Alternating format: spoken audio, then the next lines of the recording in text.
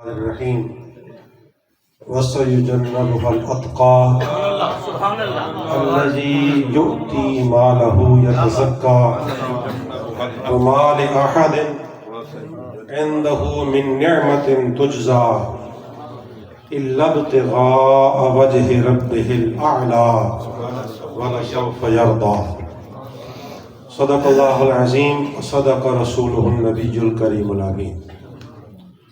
اللہ تبارک و تعالیٰ کی بے حد و بے پناہ حمد و ثنا اور اس کے محبوب پاک علیہ السلام کی ذات پر کروڑ ہاتھ و فیض درود و سلام کے بعد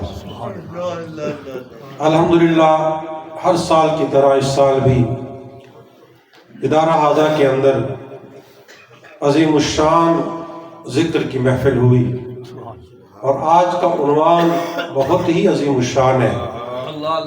امیر المؤمنین خلیفۃ المسلمین خلافتہ بلا فصل جانشین مصطفیٰ سیدنا صدیق اکبر رضی اللہ تعالی عنہ کی عظمتیں، آپ کی رفعتیں آپ کی شان میں، آپ کے مناقب میں چند ایک معروضات پیش ہو رہے ہیں۔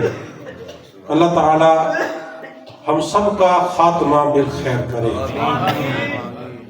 علماء نے جب بھی علامات اہل سنت پہ قلم اٹھایا ہے، اہل سنت کی پہچان، نشانیاں کیسے پہچانے کہ یہ بندہ اہل سنت ہے، یا کیسے جانے کہ ہم اہل سنت ہیں، علماء نے جب بھی اس ٹاپک پر قلم اٹھایا ان میں جو من جملہ عقائد ہیں ان میں سے ایک عظیم الشان عقیدہ یہ ٹاپ پہ رکھا کہ جو بھی اہل سنت ہوگا اس کا یہ عقیدہ ہوگا کہ محمد پاک علیہ السلام کے بعد ساری مخلوق خدا میں افضل ابو بکر ہے۔ یہ ہمارا عقیدہ محض ہمارے اعتقادات کی بنیاد پر نہیں، یقین جانیے یہ ہمارا عقیدہ قرآن و سنت کی بنیاد پہ۔ بے شمار قرآن کی آیات ہیں جو ہمارے اس عقیدے کی ترجمانی کرتی ہیں کہ اہل سنت کا عقیدہ ہے ساری مخلوق کے اندر انبیاء کے بعد سب سے بلند مقام صدیق اکبر کا ہے۔ ان دلائل میں سے 2 منٹ کی حاضری کے ساتھ جو میں نے آپ کے سامنے سورۃ اللیل کی آیت نمبر 17 تا 21 آخر تک پڑھی، اس کے اندر الاتقا پر جو مفسرین نے بحث کی ہے وہاں پر یہ عقیدہ واضح کیا ہے کہ رسول اللہ کے بعد ساری مخلوق خدا میں افضل ابو بکر ہے۔ اللہ فرماتا ہے وَسَيُجَنَّبُهَا الْأَتْقَى، ان قریب دوزخ سے دور رکھا جائے گا جو سب سے بڑا متقی ہے۔ یہاں پر الاتقا عموم کے لیے نہیں آیا، اگر یہاں عموم مراد ہوتی تو یہاں نکرہ آتا، جبکہ الاتقا نکرہ نہیں ہے یہاں پہ۔ اگر یہاں پر متقی کے معنی میں آتا ہر متقی دوزخ سے دور رکھا جائے گا، اس معنی کے اندر قرآن اگر استعمال کرتا تو یہاں پر نکرہ آنا لازم تھا، جبکہ یہاں نکرہ نہیں لایا گیا۔ وَسَيُجَنَّبُهَا الْأَتْقَى، اللہ فرماتا ہے ان قریب، یعنی جیسے ہی قیامت کا دن برپا ہوگا اس وقت وہ بڑی شان کے ساتھ میدان محشر میں آئے گا جس کو دوزخ سے دور رکھا جائے گا۔ وہ کون ہے؟ جملہ مفسرین 1400 سال پر محیط اہل سنت کے سارے مفسرین الاتقا سے مراد صدیق اکبر کو لے رہے ہیں۔ الذی یؤتی مالہ یتزکیٰ، اب یہ بحث کا وقت نہیں، بڑے علمی مکاشفات ہے اس پر، بڑی علمی بحث ہے۔ وہ جو سب سے بڑا متقی ہے اس کی ایک علامت یہ ہے کہ وہ اپنی پاکیزگی کے لیے مال خرچ کرتا ہے۔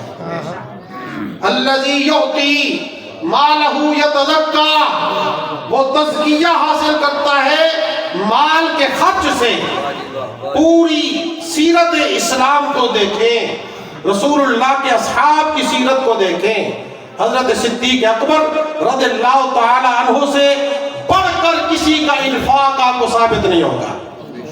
آپ نے مکی زندگی کے اندر کتنا مال خرچ کیا، مدنی زندگی کے اندر کتنا مال خرچ کیا؟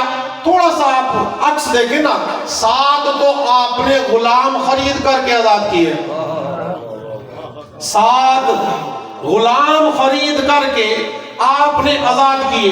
اس دور کے اندر کم سے کم نکمے سے نکمے غلام کی قیمت بھی 5 اونٹ کے برابر تھی، اس سے بھی زیادہ ہوتے تھے۔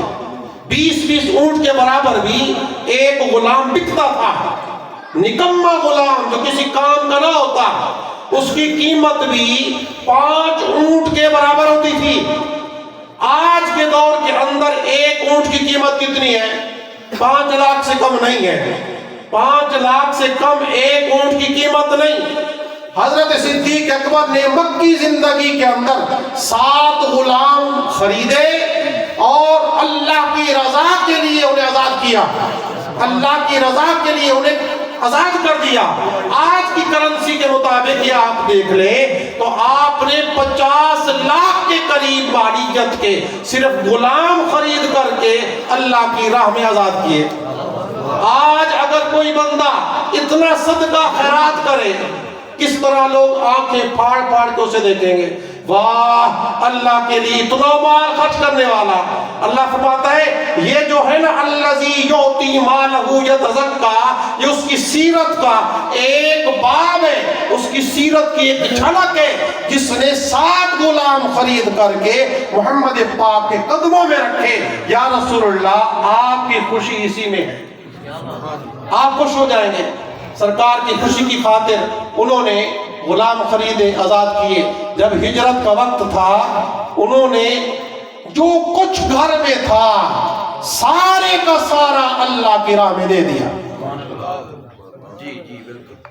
یؤتی مالہ یتزکا وما لأحد عنده من نعمت تجزا، اس نے جس پر بھی مال خرچ کیا ہے نا، احسان جتانے کے لیے نہیں، بدلے کے لیے نہیں، تو یہ مجھے واپسی میں شاباش دے گا، انعام دے گا یا احسان مند رہے گا، نہیں، اس غرض سے بھی نہیں۔ اس نے جتنا مال دیا ہے وہ احسان کے عوض میں نہیں دیا، جتنا مال خرچ کیا محض اللہ کی رضا کے لیے خرچ کیا۔ اتقاء کی تفسیر کے اندر آگے جو اس کا اتصال ہے اس کو سمجھنا بڑی ضروری ہے۔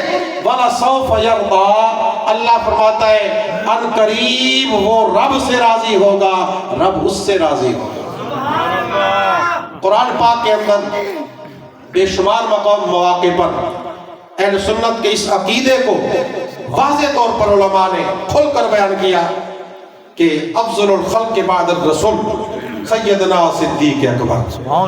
ہم ذرا غور کریں نا، ہمارے ممدوح، ہمارے محسن جنہوں نے یہ محفل سجائی، محفل کے روح رواں، محفل کی زینت، نشانی سلف صالحین، حضرت علامہ قاضی غلام ابو بکر، سبحان اللہ، سبحان اللہ، ان کی ماں باپ کی تربت پر ہزاروں سلام ہو، ان کے والد کریم کی تربت پر رحمتوں کا نزول ہو، جنہوں نے اپنے بیٹے کا کیا خوبصورت نام غلام ابو بکر، غلام غوث، غلام ابو بکر، کیا خوبصورت نام ہے۔ اور آپ الحمدللہ اس غلامی کو چھپاتے نہیں ہیں، ڈنکے کی چوٹ پر کریا کریا، گاؤں گاؤں، محفل محفل آپ اس کو بیان کرتے ہیں۔ قول خانی کے محفل ہو، میلاد کی محفل ہو، حضرت علامہ قاضی غلام ابو بکر مدد اللہ العالی، آپ حضرت صدیق اکبر کی منقبت میں کوئی نہ کوئی بات ضرور سناتے ہیں۔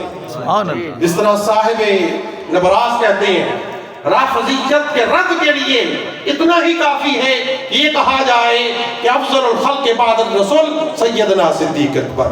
وآخر دعوانا